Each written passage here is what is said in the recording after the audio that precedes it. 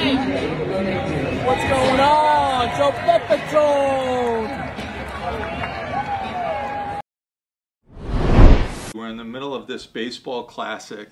We've got the Joe Pepitone stickball photo, which, I mean, that's been a Steiner staple for probably. Did you notice how nice I had a nice waist in? Yeah, you did have a nice and skinny. Right. Skinny but that legs. was part of, I guess the story of that was there was $1 million. That was probably the first time baseball. That was 1963. One of the magazines did an article on our infield, which at that time was the best in the major leagues. They called it the $1 million infield. Wow. I guess today we call it the $200 million infield. Well, I guess. With Boyer and Richardson and Kubek, you know, it was my first full year, my first year with starting with the Yankees, and I had a great year. I was the only one who made the All-Star team that year. I mean, starting lineup. So it was a thrill. So 1962, you play a little bit. You come up. The Yankees obviously win the World Series. I think Ralph Terry was the MVP. And Moose Skowron, just a legendary Yankee. In 1963, they actually trade him to the Dodgers, and they put you at first base. Well, in '62, when I came up in '62, I was in the Yankee organization. I was a center fielder all the time. And when I came up, the only spot really that would have been open was behind Moose. And I played a little bit of right field in '62, center field, left field, picking up Mantle in center, and at first base picking up Moose. In '63, in spring training, I hit 9 home runs in like maybe 15 games, and they brought me back to New York with them, and they told me I had the job. Wow. You know, it's helping me with my book that we put out. You know, Joe, you could have made us proud. It's not out now, but it's and also question and answers. Let some people know what we're about, what the book's about, what the Yankees look like this year. I guess I don't know. You know, it's a little different than when I played, but I'm still with the Yankees. I work with all their sponsors, and still alive, thank God. Absolutely. What's your affinity to the East End? You have a livelihood out here? Have you been out here often through your life? Out here in Hamptons? Absolutely, Hamptons. No, I haven't. I haven't been here in a while. My brother had a house out in East Hampton. He had it for a few years. I guess he got rid of it, and but it's beautiful out here. I love it. I wish I had the money. But when I played, there was no money. I know. Now, $20 million, I'd buy some property here, wouldn't I? A year? Things have changed. But no, it's not a shame. There's more power to the kids today, you know, at the wrong time. It's my mother's fault. She could have waited 10 years.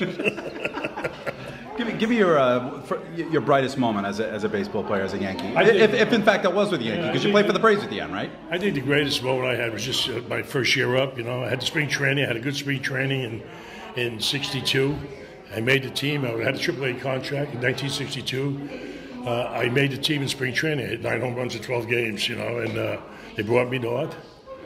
I played half the season. Then I went down for 1 month and came back again.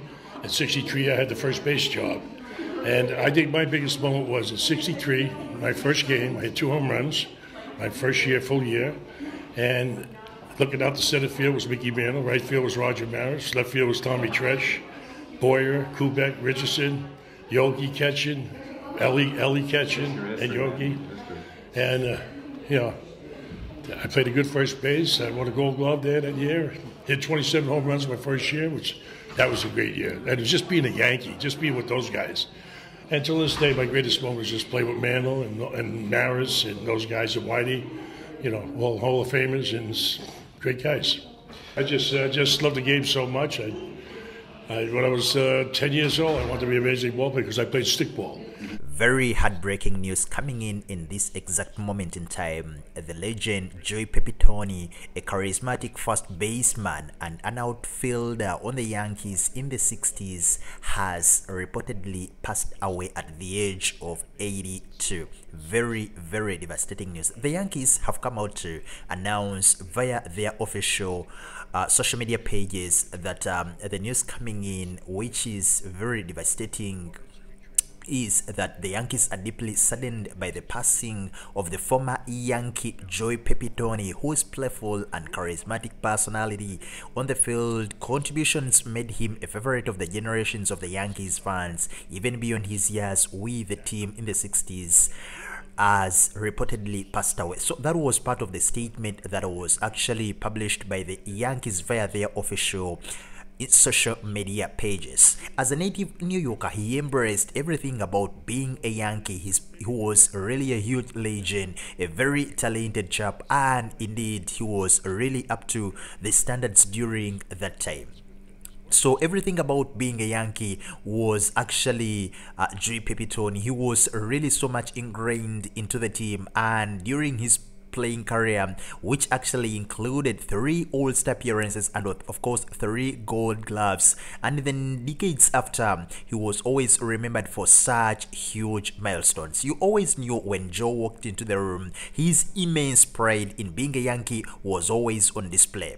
He will be missed by our entire organization, and of course we offer our deepest condolences to his family, friends, and everyone who knew him. So that was still further part of the statement that was actually published by the Yankees via their official social media pages. Papitone played for the Yankees from around 1962 to 1961, and of course later played for the Ultras clubs, the Braves, in a career that ended actually in around 1973. The Brooklyn native, and of course John Jay High School product, was a member of the Yankees in the 1962 World Series team, and he also did appear in the World Series for the Yankees in 63 and of course in 64. We send our deepest condolences to the family, friends, and of course everyone who was really close to the legend Joe Pepitone. Rest in power the king, Joe Pepitone.